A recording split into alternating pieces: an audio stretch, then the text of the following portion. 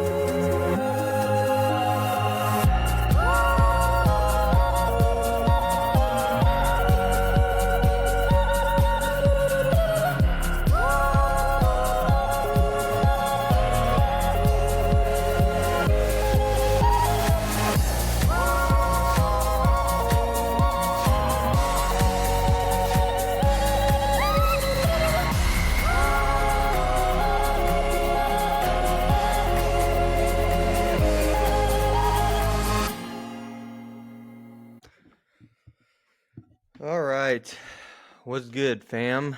Back again with another solo episode.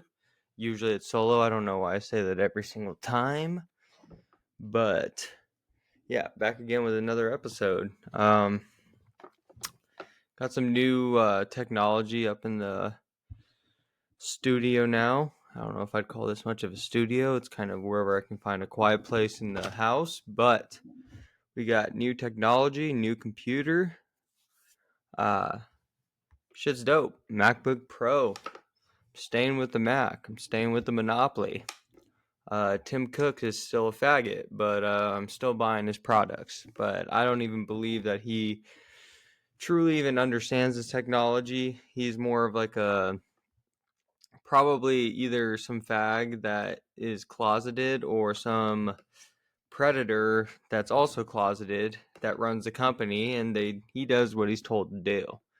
But I will say Apple's technology is real nice. I would love to try all the other shit, like Windows, Bill Gates, because he's such a genuine individual as well, who does nothing wrong, just experiments on thousands, hundreds of thousands of African people with his vaccines. But he runs Windows and Microsoft. I haven't tried any of that shit yet. I would like to. I want to try the other technology just to see how good it is, honestly, and see what I'm missing out on. See if Apple is really top dog or if they really just kind of have created a monopoly over all their competition, which would be, like I just said, Microsoft, Dell, all that shit. I don't even know any other fucking creators in this industry that would even compete with these two companies, being Microsoft and Apple. I'm trying to think. In the laptop game or computer game, I'm sure there are some. I'm just not a tech guy or tech savvy like that, so I wouldn't know all the new shit. But you have like OpenAI and whatnot, partnering and implementing their AI systems into Apple, which is ChatGPT and things like that. So that's interesting. And then you got like Elon running X, and you gotta wonder, it's like, is this fucking South African retard gonna I love Elon now. I don't love him, but I'm coming around on him. He seems to be the only tech guy that actually has any sort of integrity, or he might just be part of the whole game that they're all playing on us. You know how we all love Trump, and uh, us loving Trump and giving him all those easy wins like beating Kamala and whatnot made us love him even more. I think Elon's kind of the same character, but for the tech community, not for politics.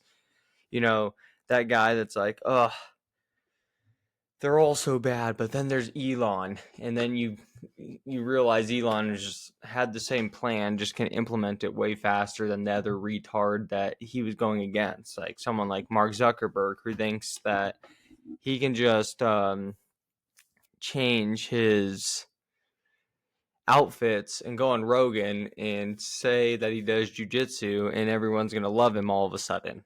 No, he's still that reptilian fuck no one likes, and no one. I mean, he was just in front of just in front of Congress testifying towards something. I don't know what. I don't know if he was testifying or it was just some regular hearing they usually have, but he was caught on a hot mic going, I didn't know what number you wanted me to say. So it's just all fun and games. These guys are all just front guys for these different companies. And I know I'm going off on a tangent here because I'm like, I want to try new technology that's not Apple. Maybe I want to try Microsoft, or maybe I want to try this company. And it's just like, whether or not it's a monopoly run by Apple, these other technologies that make the same types of products have the same type of people running those companies, have the same type of backing that's backing Apple, and just it's all the same fucking monster. Let me see if I can find this clip from Zuckerberg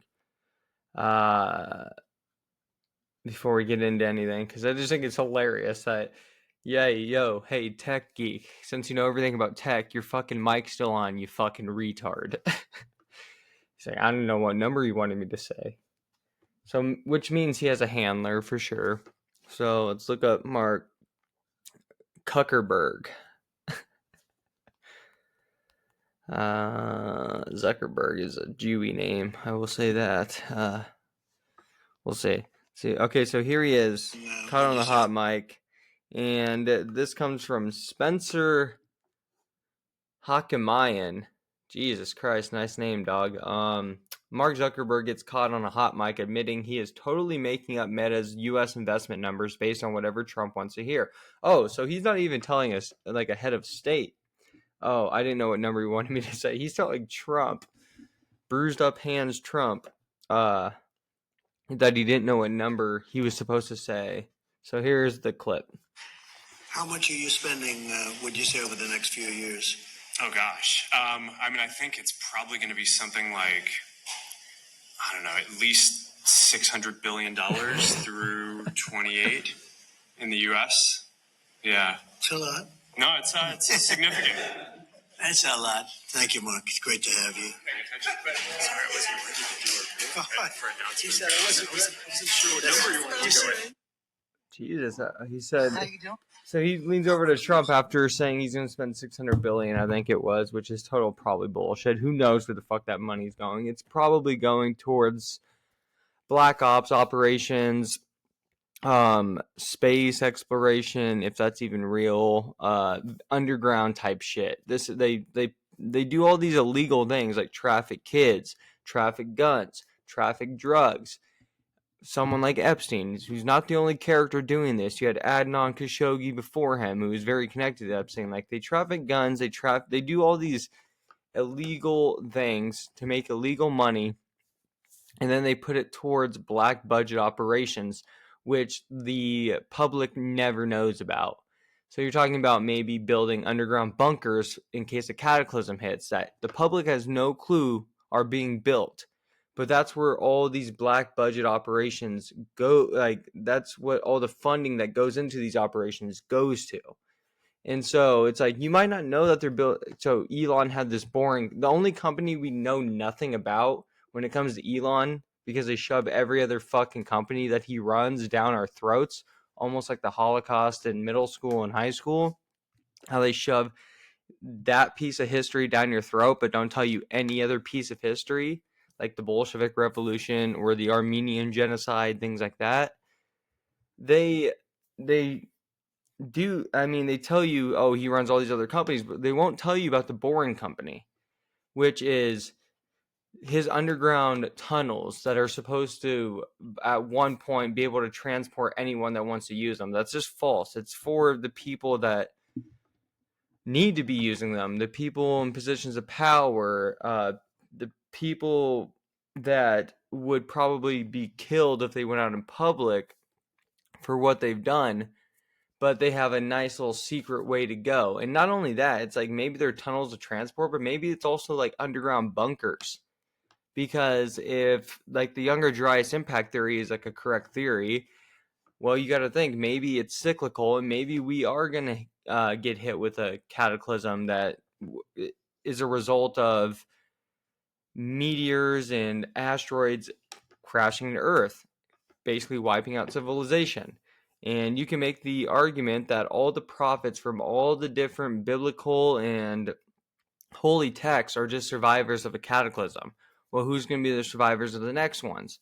Well, it's probably the Gek, or not the Gek, what the fuck even is that? The tech faggots who run all these new age technology companies, who are building underground bunkers like Elon Musk with the Boring Company, who are putting bunkers in the side of mountains like Jeff Bezos with a clock that is like a 2,000-year clock. And it's almost like that clock is telling us when this cataclysm might happen. Jeff Bezos isn't the only one. Neither is Mark Zuckerberg, neither is Elon Musk. But Mark Zuckerberg also has bunkers, huge bunkers. Saudi Arabia royalty had all those people have bunkers as well. And all these elites are working with each other almost like to prepare themselves to survive whatever's coming, like a cataclysm, like what happened during the Younger Dryas impact theory, and they'll leave everyone else to die. Because what use are we when they've already created AI to do the jobs that we would need to do if there was a cataclysm? So when you have someone like Elon Musk and the Boring Company, which could be either transportation underground through tunnels, or it could be his personal underground bunker for when a cataclysm hits. No one knows. But I guarantee you he'd rather have AI robots, which he's also created, working for him, rather than actual human beings that survive this cataclysm and come down into the bunker with him, which would be his servants. Humans would turn on a leader like that immediately once they hit the bunker, but AI robots wouldn't. That's all I got to say. But yeah, to get back, we got this new computer that I got from the good old Apple store here in Tucson, Arizona, La Encantada. And so far, I'm pretty happy with it. I'm not gonna lie. It's fast as fuck. I mean, if you've ever, had an old computer that you used for a while and you really waited till the last second until you needed to get something new, the fucking fan in that thing sounds like you're about to detonate a fucking what should we say, a golden pager. Literally sounds like one of the golden pagers that Israel sent to all the Hamas people and just blew up when it on the spot when they set off the whatever is needed to set off to blow up those pagers. But yeah, my old computer literally sounded like one of the pagers that Hamas got blew up with in that attack that killed not only Hamas agents but innocents. And no, the computer is working real well. I got the MacBook Pro, got the silver this time. I usually was going with the matte black, but this thing is nice. I hate to say, as a company is scum as Apple, they did make me a good product. And I'm pretty happy with it. It's fast as fuck. It's helping a lot with the podcast and whatnot. The last one is really hard to do a lot of shit. Like I would record, this thing was, sounding like it's about to blow up because the fan just being used too much for how old it was. And it just made it really hard to upload all my episodes and all the edits and what I wanted to do in a timely fashion. So I'm happy with what I got. It just sucks that an African child slave was the one who mined the cobalt so this computer could work. So I don't know who you are. I know you're just an African slave in the middle of the Congo getting told what to do by Chinese pussies and American pussies, but I appreciate what you gave me. I don't know if that means nothing, absolutely nothing, given that that person's family likely died in a collapse of a mine that they were working in, but I am thankful. So shout out that Congo family. And I hate to laugh, but that's what these companies do to give us the products that we want. Not only computers, but phones. So thank you. I really appreciate it. I do the same thing when I eat meat. Every time I'm eating bacon or anytime I'm eating a steak, I try to, because I'm not the one that killed it, right? This wasn't something that I hunted or killed on my own. But every time I'm eating something like that, bacon or a steak or some type of meat, chicken, fish, that I didn't personally, acquire myself through hunting or fishing, I try to appreciate that animal that died for my, sustenance and my health and my family's health. And it makes you way more appreciative of what you have in this country versus what people don't have in other countries, and what those people in other countries have to go through to give us what we want in this country. So just like the computer, and I'm thanking the person that mined the cobalt for this new computer that I can now do a lot more with this podcast with, I do the same thing with food. So every time you're eating a slab of bacon or a steak or a chicken breast or whatever type of meat, a fish, or where, it doesn't always have to be meat. It can be, vegetables and farmed foods as well. Just kind of think about where that came from, because you didn't kill it. Some factory assassin did. And, well, once you think about that, you become a little bit more appreciative of where that food came from, and you didn't kill it, so maybe do you even deserve to eat it? And that's what I think about every time I eat meat. So I know they're different industries, obviously, the food industry and the technology industry, but how they acquire the resources to give us the products we want are all the same. And you should really think about how those products are acquired and how they come into our possession, and be a little bit more thankful when you're using those products or eating those products that you didn't acquire yourself to build what the final product that we all use, a computer or a slab of bacon. So shout out those people. And shout out the guy who sold me the fucking computer. He was pretty dope too. And he was another creator. And shout out to my dad who's with me, because he's kind of the one pressing the questions about which one I should get for the podcast, what's best for that type of creation, and kind of just promoting my podcast without me even asking him to do so, without me even promoting it myself. So thank you, Father, for that. And thank you to the guy who sold the laptop to us. Really good guy. Thank you for the student discount, even though I'm not a student, but he still gave it to us because we still have family members in college. So shout out that guy. And this guy, if you are listening to this pod, go follow him. Newstalgia on Instagram, NEWSTALGIA. Newstalgia. It's a clothing company, a clothing brand. Makes a lot of vintage shit. Really dope creator. So shout out to that guy who sold me the computer. A fellow creator to a fellow creator. Shout out that guy, Newstalgia. Go follow him on Instagram, wherever else he's at. Hopefully I'll have him as a guest soon, given that as an Apple employee, he won't lose his job if he comes on this podcast, because we know what I've had to say about Apple. But yeah, that's kind of just a little intro I had to do that I wanted to give. Not much going on. What is it? Monday, September 8th. We got 9/11 coming up. So we'll celebrate that whole hoax. That'll be fun. I hate to talk about football, but holy shit. The Bills yesterday, what the fuck was that type of occult comeback that happened?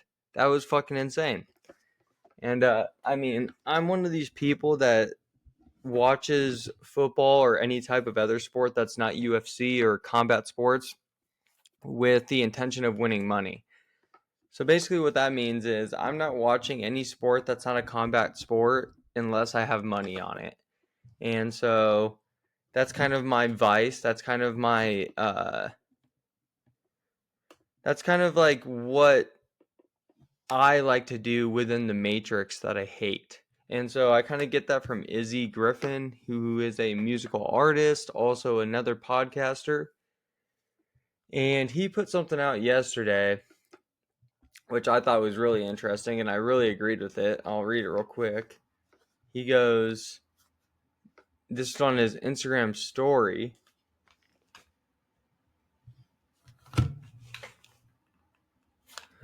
Alright, sorry. I was just making sure that wasn't my fucking computer, new fucking laptop fan. It's just the AC.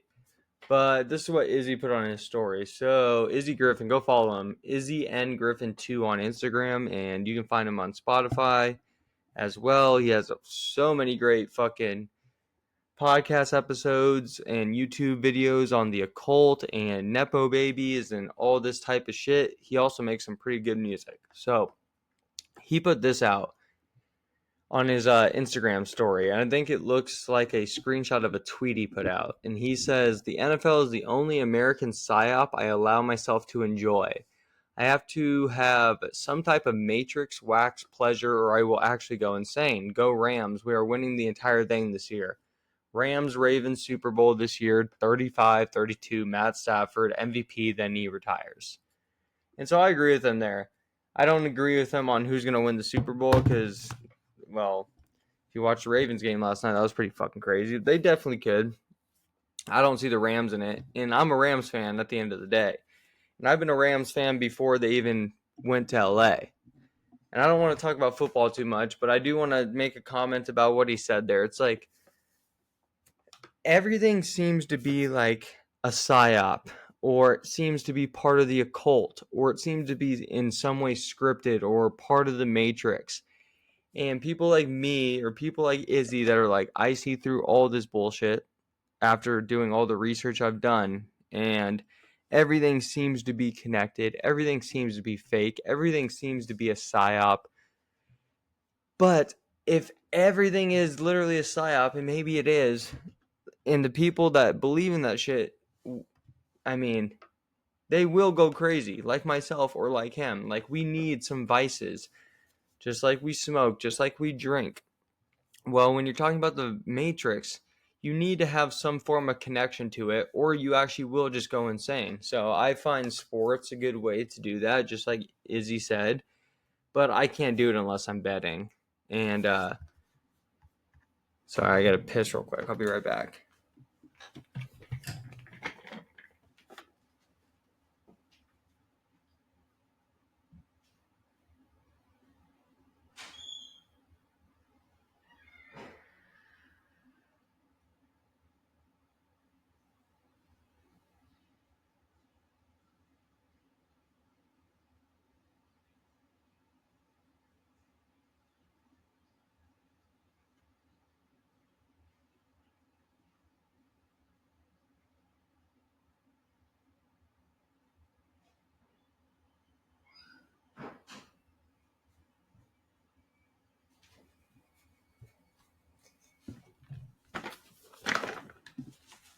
All right, yeah. So, like I said, I need to be betting on sports and whatnot if I'm going to be watching them. But at the end of the day, that is like my vice to be connected to the Matrix. It's sports, it's sometimes music, it's things like this. But sports are fun, especially when you're betting on them, even though I lost $7 yesterday. So, but yeah, shout out the Bills. That was a crazy fucking comeback. Ravens and Bills are both nice. I'm calling it right now. Either Ravens or Bills will win the Super Bowl. Calling it right now. Better than that, I mean, I don't know. I also, when I'm watching sports, not only do I like to bet on them, I just like to be blacked out the whole time, or at least drinking or smoking some THC while watching. There's no way I could watch sports without betting or sober. That'd be gay.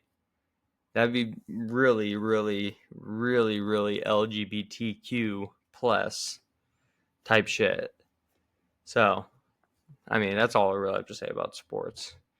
But I just wanted to agree with Izzy Griffin there and say, yeah, I agree. There's some things that connect you to the Matrix that you just have to kind of buy into to keep you sane. And sports and music, I think, are one of them. A couple of them. Shout those out, I guess. What else we got?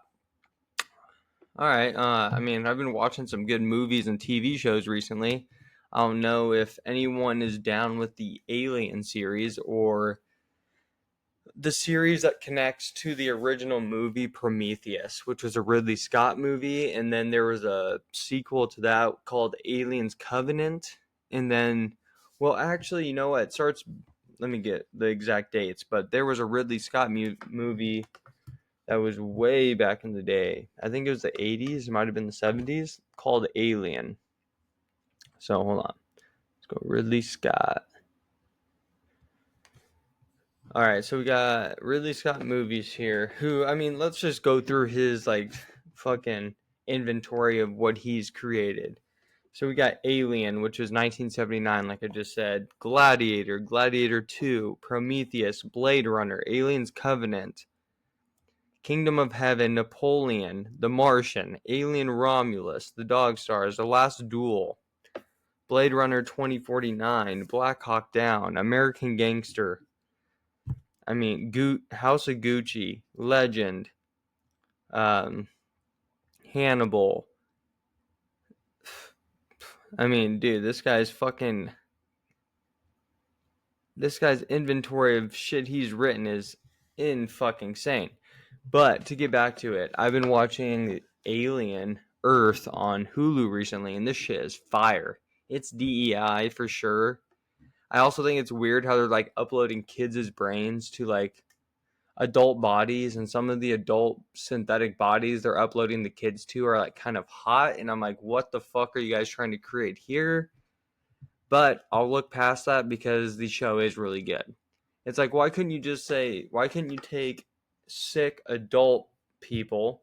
Because what they do, I don't want to give too much away, but part of it is, if you've ever seen this series, which started with Alien in 1979, which went into Prometheus 2012, which I think is the best movie out of all of them and the best project out of the whole series. So good. I think Prometheus is a better fucking theory than Darwin at this point. 100%. Or Darwinism. And Darwin was a cousin fucker at the end of the day, just to let you know. But yeah, so we went from Alien 1979 to Prometheus 2012 to Alien Covenant, which was a sequel to Prometheus in 2017, which led to Alien Romulus in 2024, which has now brought us to the newest series, Alien Earth, which is on Hulu, and it's fucking fire. Now, there's AI and synthetic bodies involved with pretty much all of the films. And in this new film, which is a TV series, Alien Earth, on Hulu, they're like uploading the minds of like sick kids that also are special in some type of way, usually like really smart in some way, shape, or form. They upload the minds of them who are going to die soon because they're sick from cancer, from diseases like that, into a synthetic body, which doesn't bleed, super strength, and is essentially almost like a superhero kind of character. And I'm like, why couldn't you just take old minds and upload them to these synthetic bodies, which would be more wise than the kids? And I guess there's an argument for that. I guess you can say that if you upload the kids' mind to the synthetic bodies, they're going to have more room for neuroplasticity, easier to learn, way better growth. But I was just like, why does it always got to revolve around kids? And why are you putting like the minds of kids? So if you watch it, the synthetic bodies in the show kind of have the mannerisms of kids. They talk like kids, but the synthetic bodies do not look like kids. They look like young adults. And it's like, why do you guys got to do that? It's like sexualizing the kid brain in an adult body. Really weird. But I kind of look past that because it is pretty fucking good. And if anyone wants a really good show to go watch Alien Earth. The shit's fire. And if you've ever seen Prometheus, Aliens Covenant, or anything Ridley Scott, it's going to be fire. So that's one thing I've been watching. Also just started The Punisher, which is a Marvel movie. And that shit seems like it's going to be pretty fucking good. Not much to say about that yet. But, yeah. I'm just like, who should I say? Sean Gardini would say, I'm kind of being a cinephile at the moment. Yeah, so.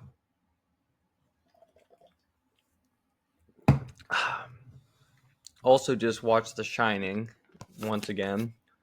Finished that last night. Such a weird fucking movie. But Stanley Kubrick, in my opinion, is the best writer when it comes to film of all time. And apparently, I guess he was like, before he got into anything regarding shooting films, he was a photographer. That's why like a lot of his movies are almost like still shots that are recorded. Almost like photography. So that was interesting. But I also learned like a bunch of his movies like synchronize with each other, like Eyes Wide Shut. If you can play Eyes Wide Shut on 3 different screens, apparently if you like start it on one screen, you get to an hour mark and start the other one, and then you get to a certain point on second screen, you start the third screen, and I guess they can synchronize with each other at like the hour marks. And I don't want to get too much into it. I just listened to a podcast. I'll give you the guy's name because I'll butcher it if I try to explain it the way he did. But it's fascinating how like Stanley Kubrick was able to synchronize his films. Not only synchronize his films like Eyes Wide Shut within itself, but synchronize his films like Eyes Wide Shut with other films of his like Full Metal Jacket, A Clockwork Orange, The Shining, Doctor Strangelove, Lolita. Like all these films, they like synchronize with each other and they're all connected in some way, shape, or form. And this guy was, let me get his name real quick.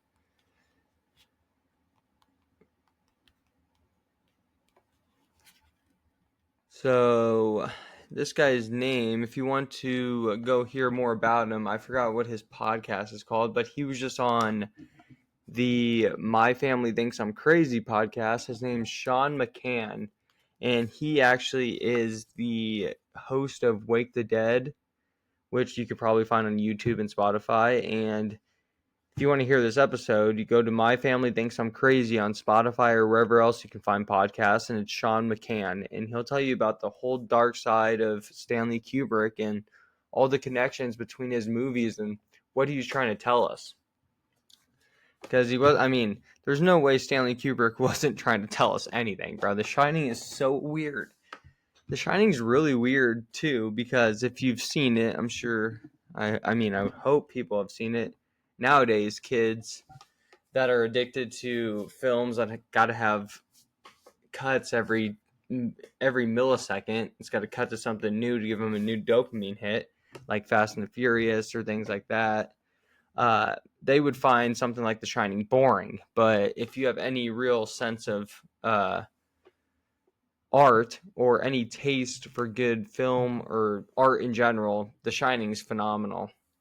And if you've ever seen it, at the end it shows Jack Torrance in 1921 at some celebration at the Overlook Hotel. And you got to think, okay, so what the fuck does that mean? What was this whole story then of Jack Torrance with Wendy Torrance, with Danny Torrance, his family in the Overlook Hotel in modern day, essentially? That was written in, 1997? So there's a picture of Jack Torrance in 1921 at the end of the movie, but the whole movie just took place in the 90s.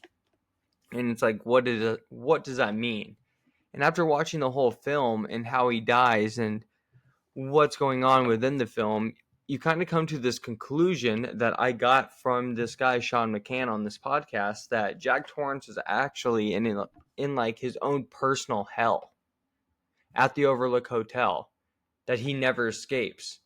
And that's why it's in modern day but it has the same storyline that would connect to the 1921 picture we see of Jack Torrance at the end of the movie.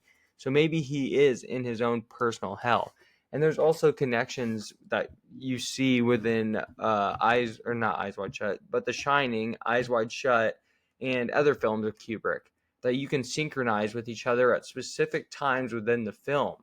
It's so occultic. It's like, what the I don't know.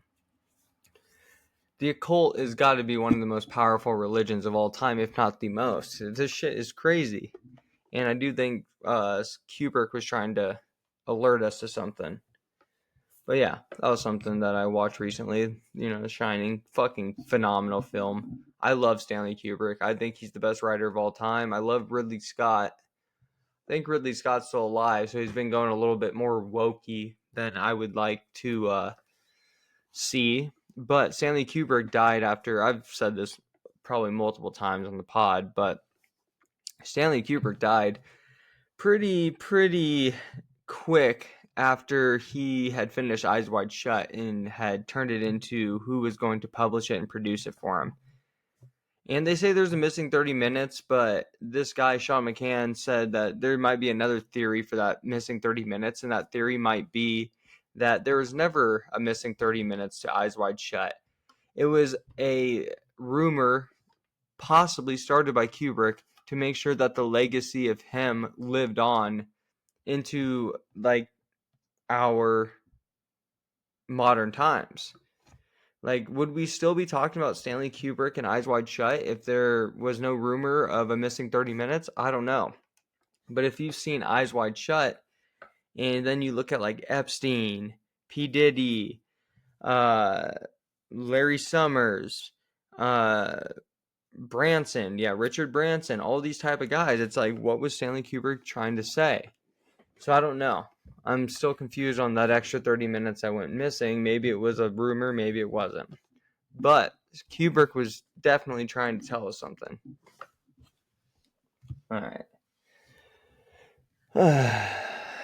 I had nothing planned to say for this episode, so I'm kind of just rambling on and on about different shit. But I guess something new that's been happening is Conor McGregor is running for president of Ireland. And it's hilarious because, I mean, he has these rape allegations, which I don't know if they're true or not. Could be, they could be not. I have no clue. But so does like every other politician that we've ever known in our lives. They all got these allegations. It's so weird.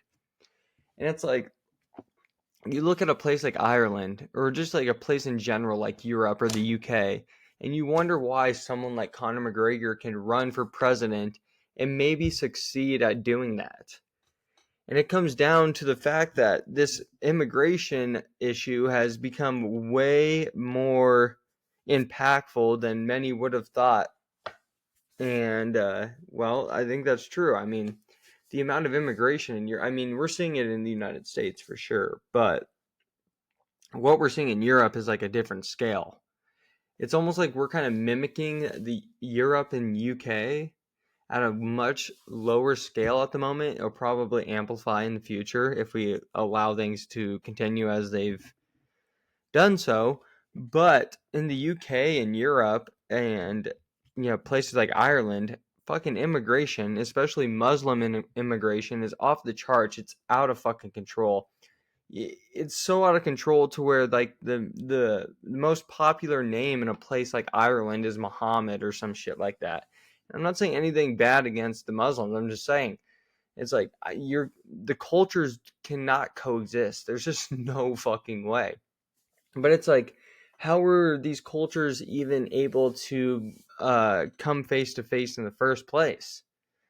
And well, that comes back to the Obama administration and having Hillary Clinton as your Secretary of State or Secretary of Defense, whatever position she had, and illegally assassinating Muhammad, what's his name? Gaddafi. Let me look up his name real quick. Muammar Gaddafi. So illegally assassinating Muammar Gaddafi allowed immigration now to flood through Libya into Europe and in the UK. And before that, you couldn't go through Libya. So it was very hard to allow or create a funnel for Muslim immigrants to get into the UK and Europe. But illegally assassinating Gaddafi allowed for that, which was carried out by Hillary Clinton and her team under the Obama administration, which later led to, things like Pizzagate coming out. So, and I'm not going to go into Pizzagate right now because that's a whole episode within itself that I've already done. Episode 27, a little story called Pizzagate. And I don't even think I got all of the information in that episode. So you can go listen to that, and then you can go to people like Memory Hold, War Mode, Theories of a Third Kind, My Family Thinks I'm Crazy, Kurt Metzger, Sam Tripoli, all these different people. You can go find a lot of information regarding Pizzagate that I probably maybe left out or forgot to cover. So, God, this chair is so fucking loud, dude. But yeah, so that's that's my thoughts on Conor McGregor running for president. You can have someone like him run for president and probably be successful because of what's gone down regarding immigration into the UK, especially Ireland, and Europe's out of fucking control. And it would not be allowed to happen, or would have never happened to this scale if Muammar Gaddafi was never illegally assassinated by Hillary Clinton, who was Secretary of Defense or Secretary of State under the Obama administration during that time. So, you got to wonder why this shit is happening now, and was it orchestrated or was it accidental? It seems like it was fucking orchestrated. But that's not for me to say is fact or not. That's just a theory, as they like to call it. All right, let's go on Twitter. Let's see what's going on today. Do I have anything else personally that I want to talk about? I'm trying to think. God, I'm trying to know. I had some things earlier, but then when you start recording, you always fucking forget. And then after you're done, you go, oh, I wanted to say that shit. And just can never remember in the moment. I don't even know if what I've said over the past 40 minutes even makes coherent sense. But we'll see. We'll definitely see. All right, let's go on Twitter. Let's see what's going on today.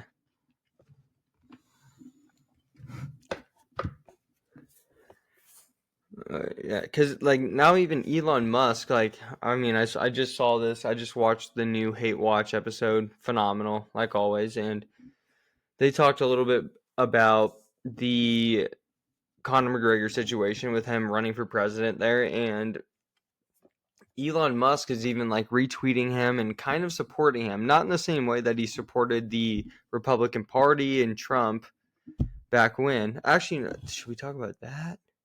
All right, before I go on Twitter, let's talk about Trump real quick, because people are saying he's going to die and all these retarded things. It's hilarious. It's like a dude bumped into a fucking corner of a table and he has a bruise on his hand. Like, oh, he's dead. He's dead. Joe Biden's sharp as a tack, but Trump's dead. He's got a bruise on his fucking hand. Remember, these are the same people like Joe Biden is sharp as a tack. Joe Biden is sharp as a tack, and his son was giving coke out in the White House, but it wasn't actually Hunter Biden, I guess, who is now clean and sober from all these things. And has a lot to say about Jeffrey Epstein. And, shout out to Channel 5 and Andrew Callaghan for platforming such a fucking weirdo. A dude that has the Finger Lakes tattoos on his back. A dude that's known to fuck his niece, to fuck his dead brother's widow, to smoke crack with them as well, and to do a bunch of money laundering in the UK and other countries as well, and just far more things than just that I listed. Channel 5 platformed him with glee almost, so that was pretty fucking faggy of you, Channel 5. Good for you, dude. Good for you. But yeah, to get back to Trump, I don't know. I mean, is he dead? No, he's not dead.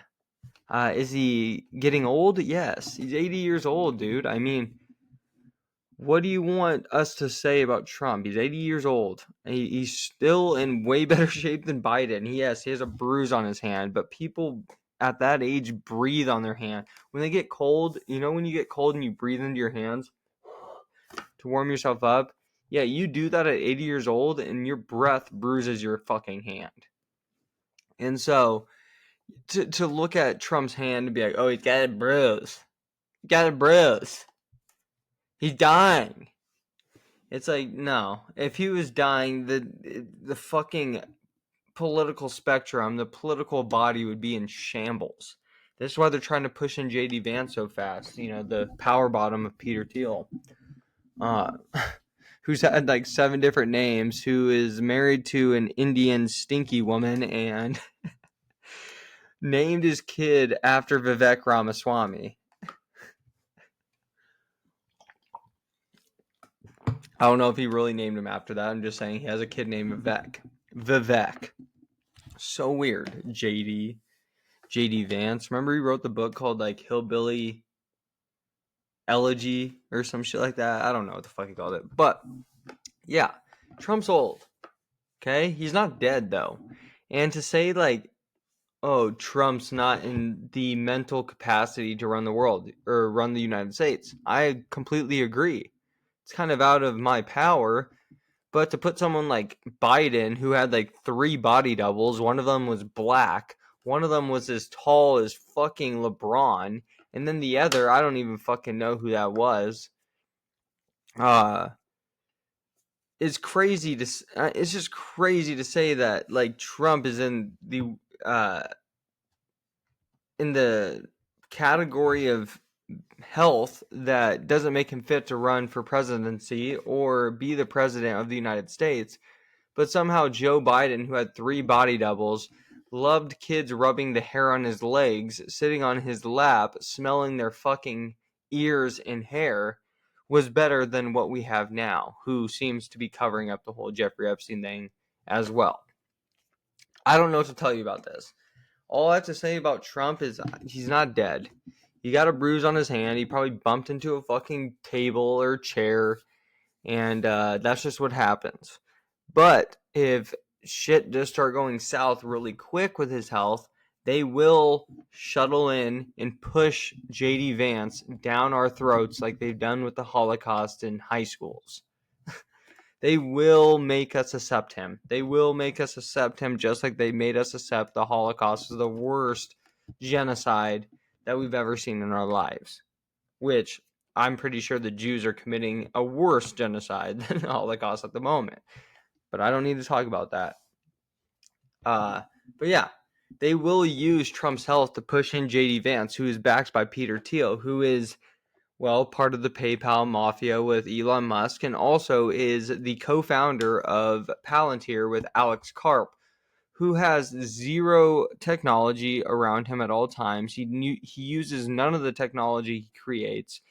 They created Palantir after the Lord of Rings all-seeing orb, which is also called Palantir. Like, these people want to create a Minority Report society where they are predicting crime before it even happens, which means like they can arrest you and say that there were signs of you creating this crime, therefore we have the right to arrest you. It's really weird shit.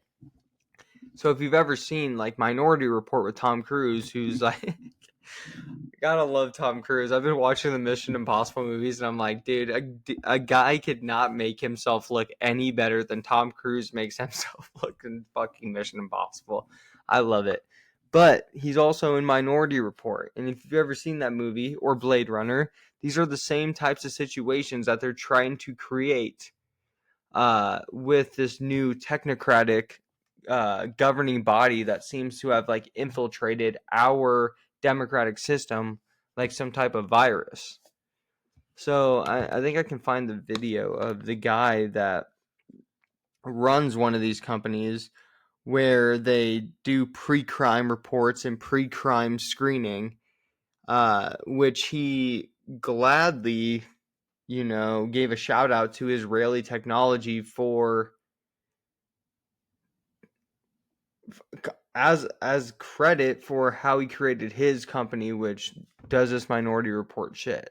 So let's see if I can find it real quick. Because he went on like Fox News. He's like, yeah, we would have definitely known about the shooter if we had this technology. But it's like, well, people were reporting that tranny faggot before he shot anyone, but it was still allowed to happen.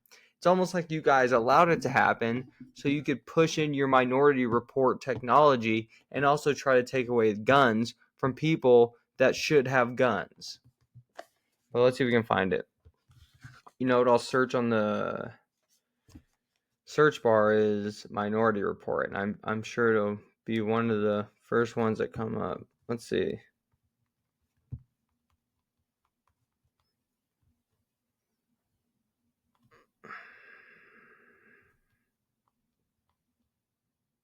All right, here we go. Look at so this comes from MAGA Rooster.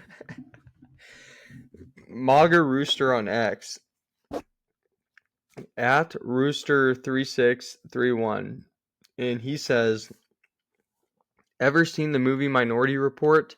Here we are with Gideon, brought to you by our Israeli masters. Yesterday was just the start of what American Israeli intelligence agencies are prepared to do to push this new AI surveillance technology. Research Gideon now." So yeah, this technology that this guy's spewing out, that is essentially the technology in Minority Report, is called Gideon. So let's listen to him talk. Correct. I am now about to launch Gideon, America's first ever AI threat detection platform built specifically for law enforcement. It scrapes the internet 24/7 using an Israeli grade ontology to pull specific threat language and then routes it to local law enforcement. It's a 24/7 detective. It never sleeps, and it's going to get us in front of these attacks. Would it have picked up on this, do you think? 100%. I wish my program would already be up. We're not launching until next week. I've got a dozen agencies on board, Trace. I just unloaded a major Northeast agency with over 2,700 sworn. This is America's early warning system. So yeah, I mean, this is the guy that, yeah, we would have definitely been able to pick up on this tranny faggot that wants to shoot up a school just like every other fucking mass shooter is a tranny. I honestly think you should just look at the records of who's getting SSRIs and gender changes and hormone therapy and just say, yeah, these people are going to be mass killers. Let's honestly just kill them now. It's a little extreme, but that's what I have to say. But yeah, Minority Report. Go look into Operation Gideon or this company Gideon that this guy is going to launch next week. And I'm sure his biggest customers or clients are places like the CIA or NSA. Mossad's probably who created it because, guy shouts out Israeli intelligence for being a big part of the creation of the company. But we'll just have to wait and see. But we are slowly allowing these highly traumatic events to push us into a higher state of surveillance. So they put us into these states of terror and states of trauma and states of fear through these mass shootings created by tranny Jews at the end of the day. But using this trauma and fear-based tactic, they can get people to start giving up rights like guns and privacy and things like that. And they will use the excuse of privacy and convenience and security to take your freedom, which is exactly what this project would aim to do. And what they're everything's playing out perfect for these people in positions of power that have been very patient and very, very precise with how they want to carry out these operations, which they are okay with taking decades to do. So that's what I have to say on that. That's look into Gideon and watch, if you haven't seen it already, watch the movie Minority Report, because that's exactly what's playing out right now. And that's exactly what the powers that be want to happen through using tactics like fear and trauma-based events like mass shootings so that they can carry out literally the movie Minority Report. Go watch it if you haven't seen it. All right, we're going to be here for 7 more minutes. Let's do some scrolling on Twitter and see what we got today. Oh, I didn't even talk about, oh shit. So I don't know if people have seen what happened on the bus in North Carolina. We had a beautiful, young, blonde, attractive, I know I already said beautiful, I just want to emphasize attractive, Ukrainian woman who escaped the perils and disasters of war, which is like going on in Ukraine right now, that the U.S. likely is playing a part in starting, which was like 3 to 4 years ago, which is crazy that it hasn't ended yet, given that we elected the president who ran on a no war campaign. But to get back to this young girl, I forgot her name. Let's say her name. So, here, give me a second. It's like Yervana. It's a very Ukrainian name. It's a very sad story. All right, so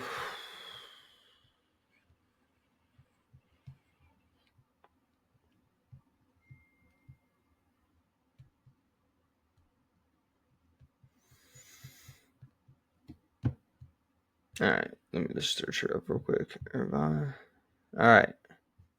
So this girl's name was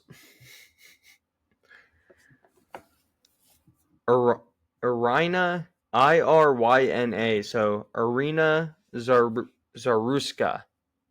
And Irina Zaruska was a Ukrainian beautiful woman that came to the U.S. due to her war-torn country. She was seeking refuge. And there was a video of Irina getting on a train in North Carolina, minding her business, headphones in, on her phone, sits down in front of a hooded black male. So a black male with a hood on, which is someone you should never sit in front of. I'm sorry to be, that sounds terrible, but you should never sit in front of someone like that. And, this person continued to chimp out and stab Irina in the neck, killing her for absolutely zero reason, while no one did anything on the fucking bus, and she lost her life.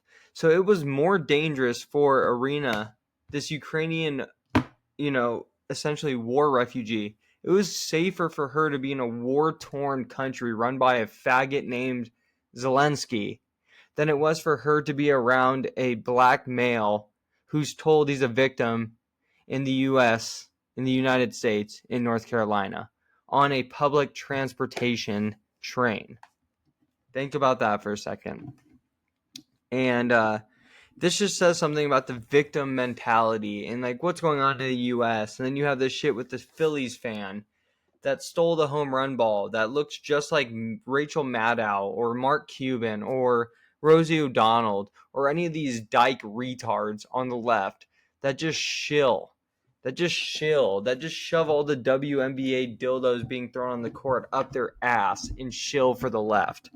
And when if you haven't seen the Philly situation, the home run ball that was hit, and the dad got the home run ball, gave it to his kid, and the Rachel Maddow, Rosie O'Donnell, Mark Cuban looking bitch ran over and screamed at the dad, who had a visceral pussy reaction. People should be talking more shit about the dad than they are about the woman, but he didn't say no. He backed down and gave her the home run ball.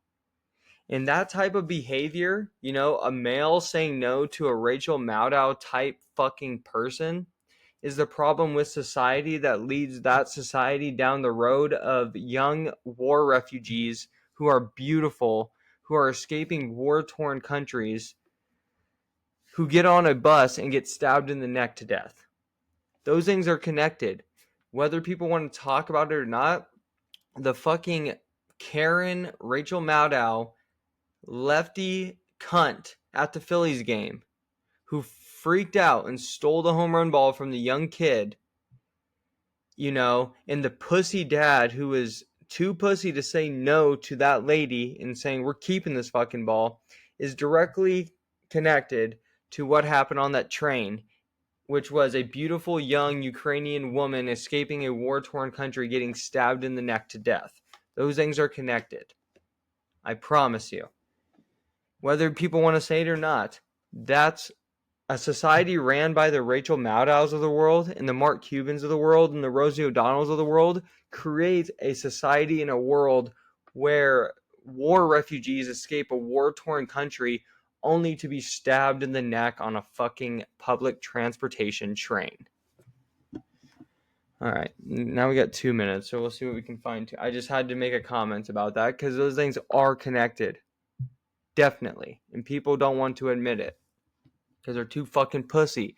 Just like the dad of that home run ball was too pussy to tell Rachel Maddow's twin to eat shit and suck a dick. All right, let's see what we got. So I guess my phone must have been listening to me because the first thing that came up was the Twitter account NWokeness tweeted 74,221 AP articles about George Floyd, 0 AP articles about Irina Zaruska.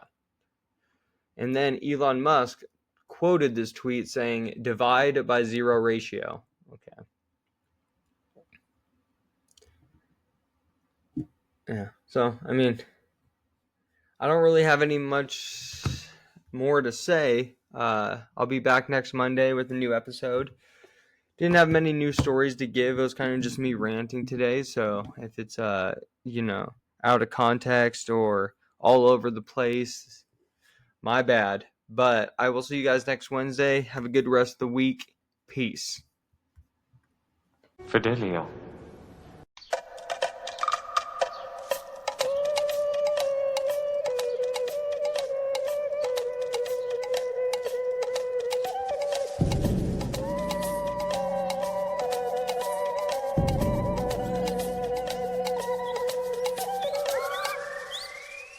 The honorable thing for our species to do is deny our programming. Stop reproducing. Walk hand in hand into extinction.